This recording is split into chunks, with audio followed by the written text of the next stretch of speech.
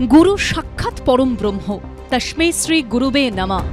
কিন্তু গুরুর প্রতি এই সম্মান কি আজকের পশ্চিমবঙ্গে আদৌ দেখা যাচ্ছে? একজন শিক্ষককে স্কুলের মধ্যে এভাবে ঘাড় ধাক্কা কি গোটা সমাজের লজ্জা নয়?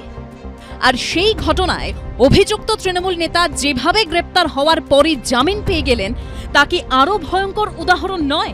পুলিশ কিভাবে অভিযুক্তের বিরুদ্ধে সবকটি জামিনযোগ্য ধারা দিল তা নিয়েও উঠছে প্রশ্ন।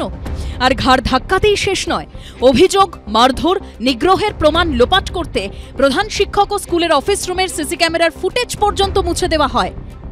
আশ্চর্যজনক ঘটনা যে আমার বিদ্যালয় অফিসে সিসিটিভি ফুটেজটা কী কারণে ইরেজড অথবা ডিলিট আমি বুঝতে পারছি না।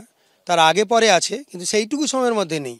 যে সময়টা সেই সময়টুকুতে আমি হসপিটালে চলে গেছিলাম। হসপিটালে একটু বসে ডক্টরের একটু মেডিসিন খেয়ে তারপরে আমি সঙ্গে সঙ্গে আমি ফিরে আসি ফুটেজ সংগ্রহ করতে। আর ততক্ষণে দেখছি এই ঘটনাটি। ওই অফিস রুমের কিন্তু ভিডিও ফুটেজটা কিন্তু পাইনি।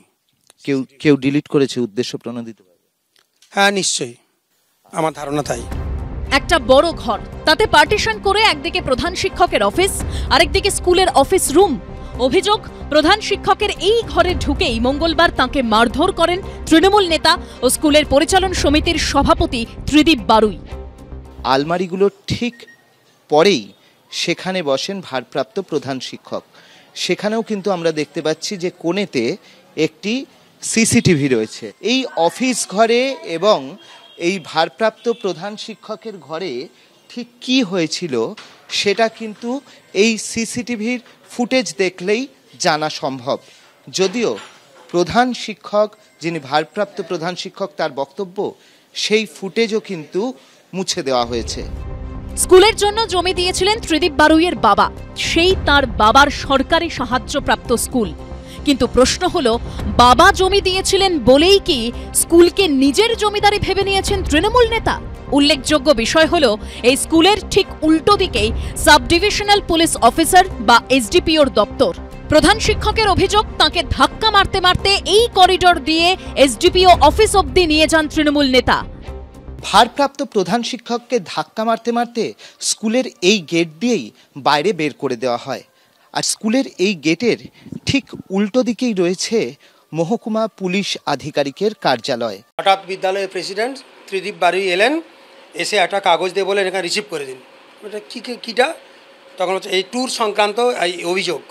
আমি বললাম যে এই সবগুলো লিখেছেন, সবই তো মিথ্যা কথা, এগুলো লিখেছেন, এগুলো তো আমি রিসিভ করে দেবো না, রিসিভ করে দিতে হবে জোরপূর্বক।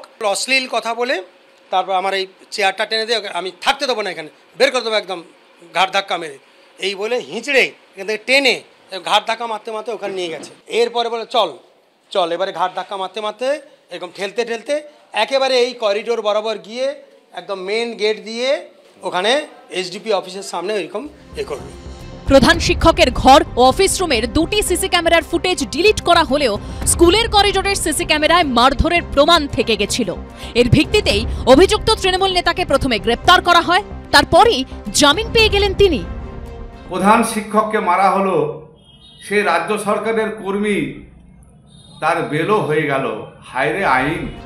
সব মিলিয়ে প্রথমে শিক্ষক নিগ্রহ, তারপর অভিযুক্তের জামিন ঘিরে জোর বিতর্ক। অর্ণব মুখোপাধ্যায় ও গৌতম মণ্ডলের রিপোর্ট, এবিপি আনন্দ।